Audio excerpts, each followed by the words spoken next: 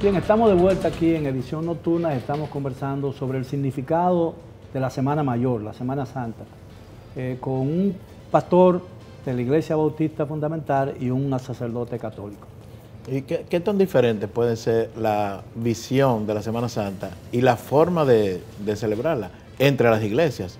Tenemos dos ejemplos aquí, la católica y la bautista, ¿verdad? ¿Qué tan diferentes son? O básicamente en el fondo se trata de una misma visión. Yo creo que el fondo es la visión de la salvación en Cristo, que nos ha liberado del pecado y de la muerte. Pero, dada la cultura y las religiones, tú te vas a encontrar que en el mundo los mismos católicos no hacemos exactamente lo mismo. Tenemos ciertas prácticas que pueden variar por razones culturales, por su historia, del proceso que hicieron para llegar hasta lo que es propiamente la Semana Santa hoy. Se conservan liturgias de iglesias antiguas como la iglesia de Milán, la liturgia ambrosiana. Es decir, tiene expresiones, pero el fundamento es el mismo. Ahora yo quiero acotar con lo anterior, que tenemos que, siguiendo a Jesucristo en el Evangelio y su propuesta, tenemos que estar de acuerdo en que no todo el que dice Señor, Señor, ya está salvado. Y que no todo el que no dice Señor, Señor, ya está condenado. Porque el que dice Señor, Señor, tiene que ajustar su vida a la misericordia de Dios que lo ha llamado y tiene que vivir según los principios del Evangelio. El que no acepta a Jesús como su Salvador o no lo conoce o no tiene ningún interés, no podemos decir que está condenado. Porque la condenación no es solamente confesar a Jesús. Hay gente de buena voluntad, hay gente que adecúa su vida al Evangelio y entonces encontramos gente de bien que uno dice no está con nosotros, pero es de nosotros.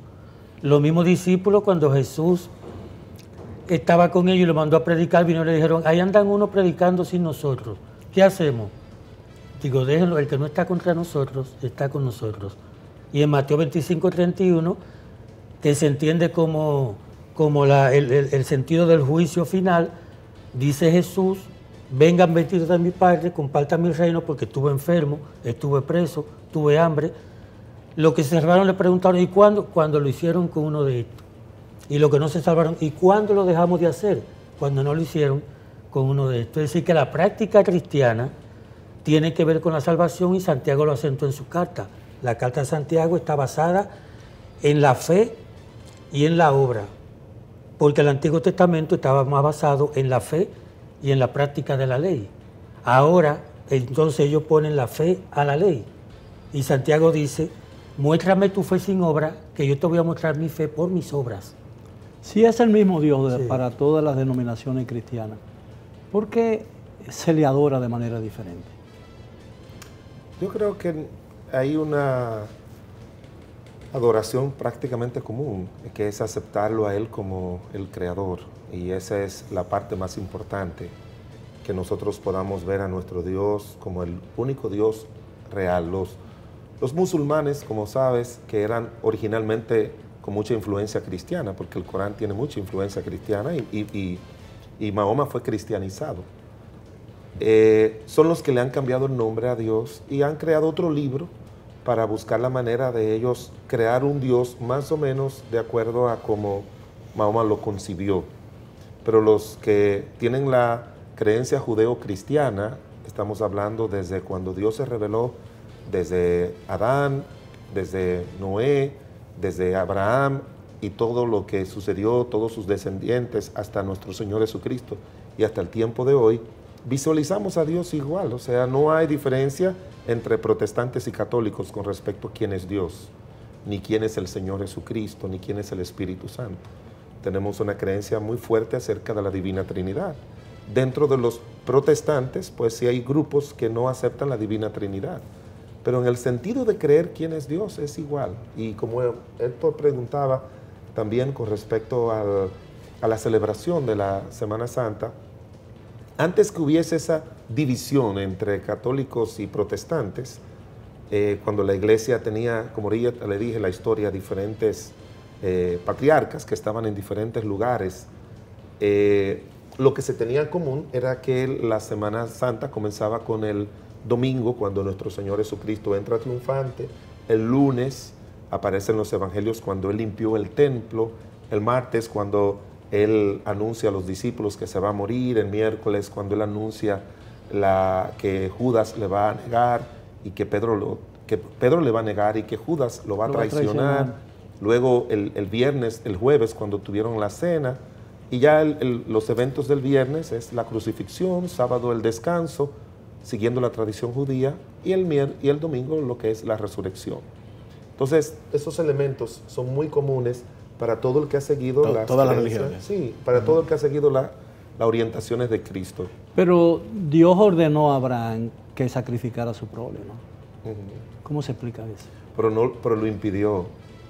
Y hay un aspecto que hay que tomar en cuenta. Dios le pide a Abraham que sacrifique a su hijo. Abraham viene de una cultura politeísta, de religiones que tenían por práctica sacrificios humanos y lo presentaban como la primicia de la cosecha, por ejemplo. Entonces, cuando Dios le está pidiendo a Abraham que sacrifique a su hijo, no te creas que Abraham se sorprende porque pide el sacrificio, porque eso era propio de esos pueblos antiguos. El problema de Abraham es que Dios le ha prometido a Abraham que de su descendencia, y ese es el primogénito, va a ser un pueblo para todos los pueblos de la tierra. Sacrificar el hijo suponía la ruptura de la promesa. Cuando Abraham llega al sitio donde va a sacrificar, Dios le detiene la mano. ¿Qué sucede ahí? Que Abraham tiene que aprender que Dios, el Dios verdadero, Yahvé, el que lo llama a él, no es un Dios que necesite sacrificios humanos. Parece que en la mentalidad de Dios no está probar la fe de Abraham simplemente porque lo sacrifique o no, sino darle una lección a Abraham de que contrario a los dioses que ellos seguían, que son falsos y no son verdaderos, el Dios vivo, el Dios de Abraham, su Dios, es un Dios que no necesita sacrificio humano. Pero tiene un sentido muy especial con respecto a lo que estamos celebrando en Semana Santa, porque sacrificar a Isaac no tenía ningún sentido para la humanidad, ni para Dios, ni para Abraham. Pero cuando le tocó a Dios sacrificar a su hijo, él sí lo hizo, porque ya tenía un sentido redentor.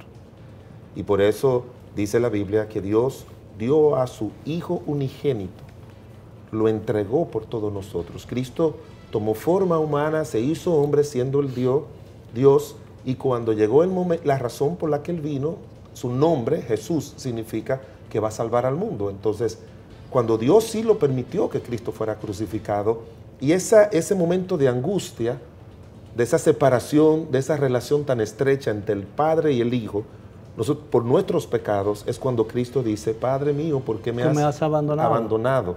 Porque en ese momento Dios le dio la espalda a él. No fue que lo abandonó en el sentido físico, sino que le dio la espalda porque dice la Biblia que él se hizo pecado por nosotros. Y por eso es que unos momentos después que él derramó toda su sangre, porque Juan el Bautista lo presentó al mundo, he aquí el Cordero de Dios que quita el pecado del mundo.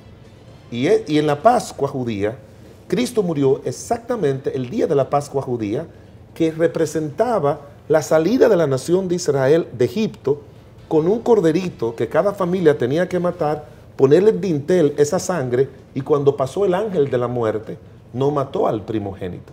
Pero aquí Dios sí permitió que su unigénito hijo muriera por nosotros en la cruz del Calvario. Lo que nos dice es que sí se necesitaba un sacrificio para que nosotros pudiéramos ser salvos.